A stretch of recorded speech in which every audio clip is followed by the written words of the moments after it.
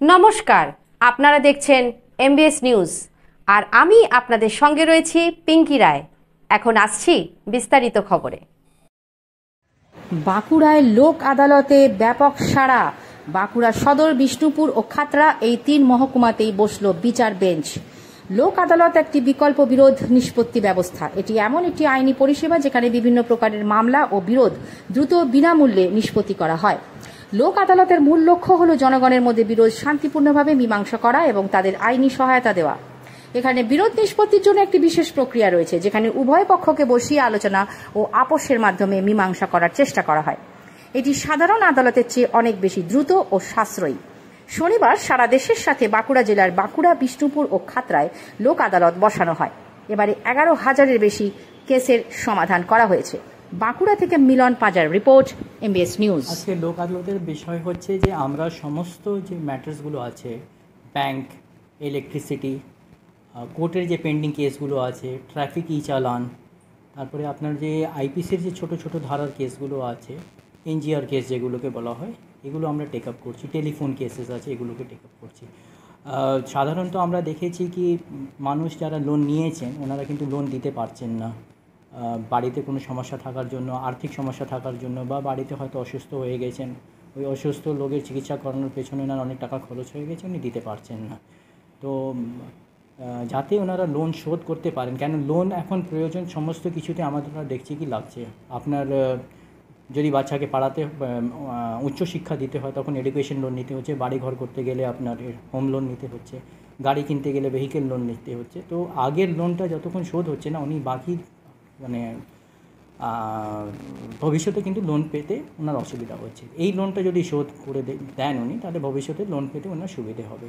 তো যারা লোন নিয়েছেন তারাও চান, কিন্তু ইচ্ছে এটাই থাকে ওনাদেরকে, ওনারাও কিন্তু লোন পে করে দিতে চান।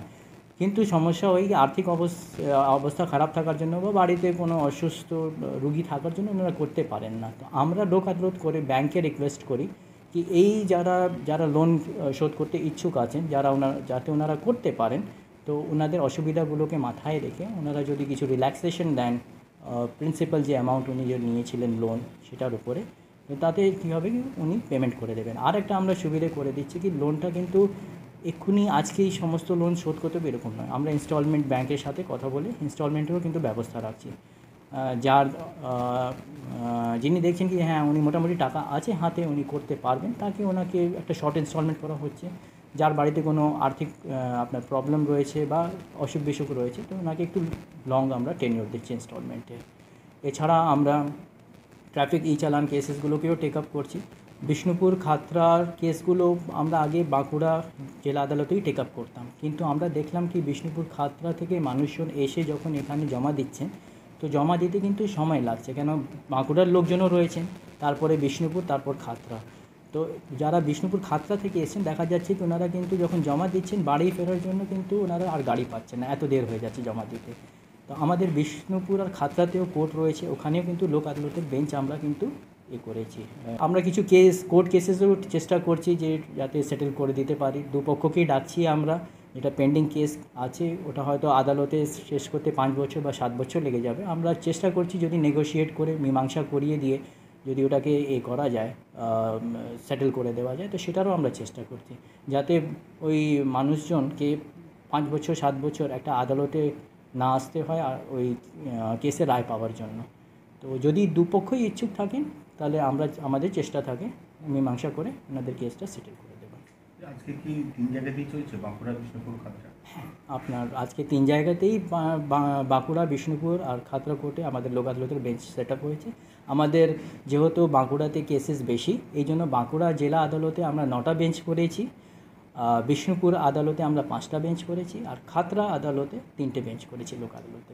আমরা কিন্তু 11,000, আপনাকে যদি এক্স্যাক্ট সংখ্যা বলি 11,815 আমরা কেস টেক আপ করছি।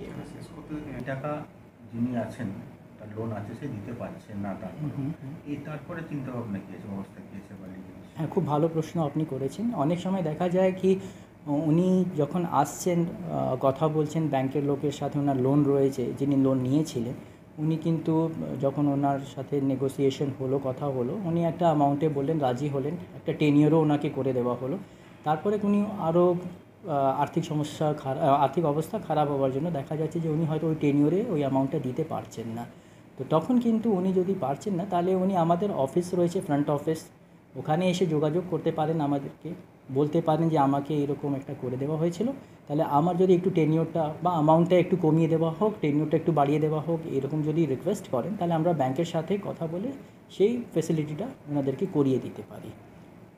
আর উনি ব্যাংকের সাথেও যোগাযোগ করতে পারেন, ব্যাংকে গিয়েও বলতে পারেন, কিন্তু ব্যাংক যদি ওনার কথা না শুনে, উনি আমাদের অফিসেও এসে বলতে পারেন নিজের সমস্যা। আমরা তখন ব্যাংকের সাথে কথা বলে ওনাকে যতটুকু রিলিফ আমাদের হাতে আছে দেবার, আমরা অবশ্যই চেষ্টা করব।